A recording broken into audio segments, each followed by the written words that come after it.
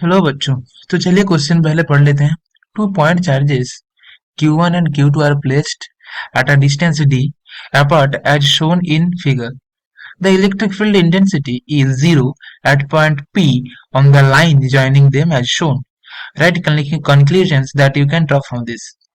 Okay, तो हम लोगों को क्या इसका कंक्लूजन बताना पड़ेगा कि P पॉइंट पे, इस पॉइंट पे जो इलेक्ट्रिक फील्ड का इंटेंसिटी है वो हो गया जीरो हो गया। ठीक है, इसके बेसिस पे हम लोगों को कहना पड़ेगा। ठीक है, देखिए इस क्वेश्चन का जो की कॉन्सेप्ट है वो है रिगार्डिंग कूलम्स लॉ। तो कूलम्स लॉ यहाँ का की कॉन्सेप्ट है। और एट्रैक्शन रिपल्शन ये भी एक कॉन्सेप्ट है। Attraction, ATTRA, attraction and repulsion, ये भी एक की कॉन्सेप्ट है। तो देखिए, अगर इस पॉइंट पे इलेक्ट्रिक फील्ड जीरो होता है तो क्या क्या कंडीशन हो सकता है। अगर Q1 हम पॉजिटिव लेते हैं और Q2 भी पॉजिटिव लेते हैं, तो पहले पॉजिटिव पॉजिटिव अगर होता है तो क्या होगा, इसी तरफ इलेक्ट्रिक फील्ड आएगा। तो ये नहीं हो सकता। अगर हम नेगेटिव नेगेटिव लेते हैं, नेगेटिव नेगेटिव, इस वजह से भी क्या होगा, इलेक्ट्रिक फील्ड इस तरफ आएगा। तो ये भी नहीं हो सकता। लेकिन अब अगर हम पॉजिटिव लेते हैं Q1 को और Q2 को, इसको पॉजिटिव लेते हैं, ठीक है, Q1 को, और Q2 को नेगेटिव लेते हैं, तो क्या होगा, Q1 के वजह से इस तरफ फील्ड आएगा और Q2 की वजह से इस तरफ फील्ड आएगा, और उसका वैल्यू ऐसा होगा कि वो कैंसिल हो सकता है। ये भी हो सकता है। और अगर हम Q1 को नेगेटिव लेते हैं और Q2 को पॉजिटिव लेते हैं, तो भी Q1 की वजह से इस तरफ फील्ड आएगा और Q2 की वजह से इस तरफ फील्ड आएगा। ठीक है, तो ये भी हो सकता है।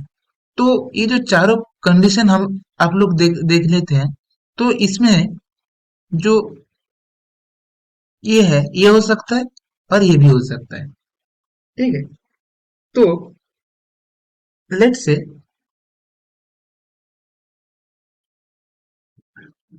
लेट्स से ये जो डिस्टेंस है ये है r। फाइन। और अगर r ये डिस्टेंस होता है तो Q1 पॉजिटिव हो नेगेटिव हो, लेकिन दोनों ऑपोजिट साइन के होना चाहिए, ये इंपॉर्टेंट है। तो अगर Q1 के लिए हम देखते हैं तो फोर्स क्या होगा, F1 के, फोर्स मतलब इलेक्ट्रिक फील्ड, फोर्स नहीं होगा, इलेक्ट्रिक फील्ड होगा। जो इलेक्ट्रिक फील्ड आएगा वो क्या होगा, A Q1 divided by R plus D का होल स्क्वायर। और ये U1 है, E2 की वजह से क्या होगा, K Q2 D whole square. ठीक है, ये होगा। और अगर हम देखें क्या होगा कि E is equal to E1 plus E2 is equal to zero होगा। Okay, fine.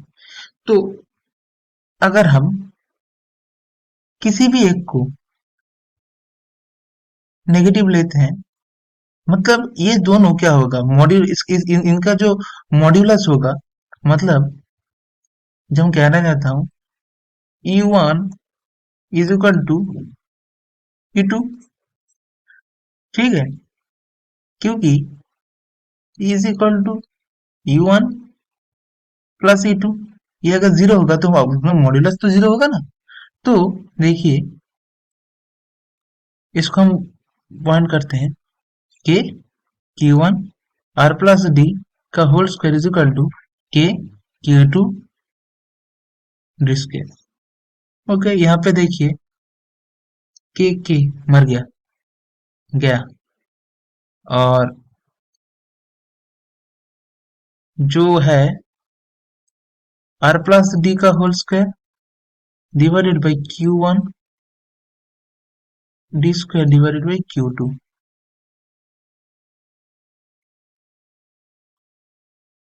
Are square 2 r d D square D square Q1 plus Q2। ठीक है, तो R square plus D square 2 r/d plus 1 equal to 0 is equal to Q1/Q2। तो यहाँ पे आप देखिए कि यहाँ से R का एक वैल्यू आएगा। ठीक है, सो यहाँ पे हम लोग ये कंक्लूजन ही निकाल सकते हैं कि जो वो हमारा हमारा जो चार्ज होगा वो ऑपोजिट होगा, और आर का जो इक्वेशन यहाँ पे हम ड्रॉ करना चाहते हैं कि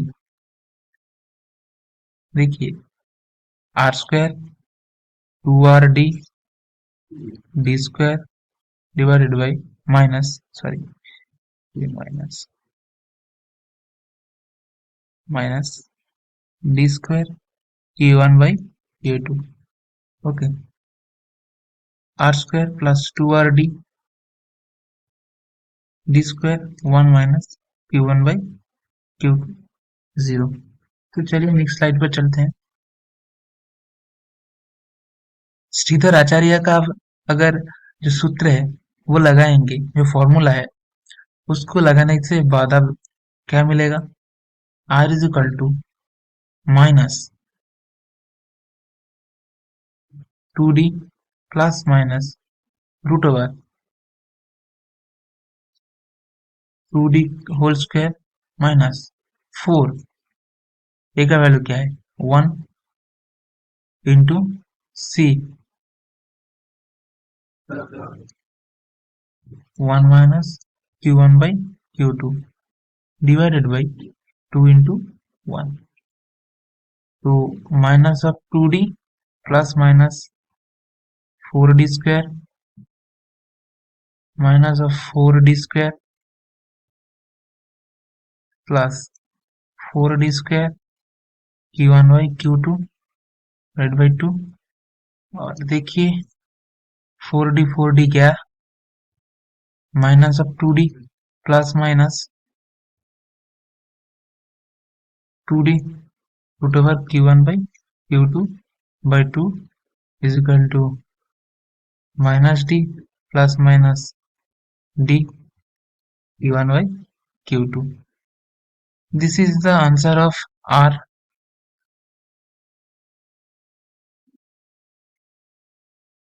ठीक है, सो यही कंक्लूजन है कि ऑपोजिट चार्ज होना चाहिए, और R का जो वैल्यू होगा वो करीबन ये आएगा।